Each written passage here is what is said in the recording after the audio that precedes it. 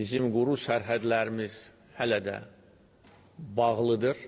Yəni vətəndaşların gəliş-gedişləri üçün. Başa düşürük ki, bu müəyyən çətinliklər yaradır. Ancaq bugünkü geosiyasi vəziyyətdə ki, hamının gözü qarşısındadır, daxili təhlükəsizliyi təmin etmək üçün bu yeganə düzgün addımdır. Daxili təhlükəsizliyi ilə bağlı bütün lazımi tədbirlər görülür.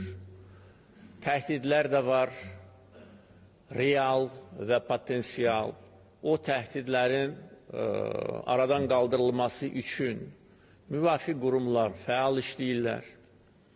Lazım olan həcmdə ictimaiyyət də bu məsələ ilə tanış olur, məlumatlar verilir.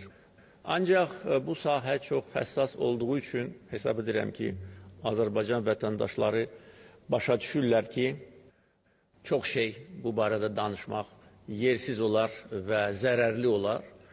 Ancaq mən tam əminliklə deyə bilərəm ki, son illər ərzində quru sərhədlərimizin bağlı olması bizi çox böyük fəlakətlərdən xilas etdi.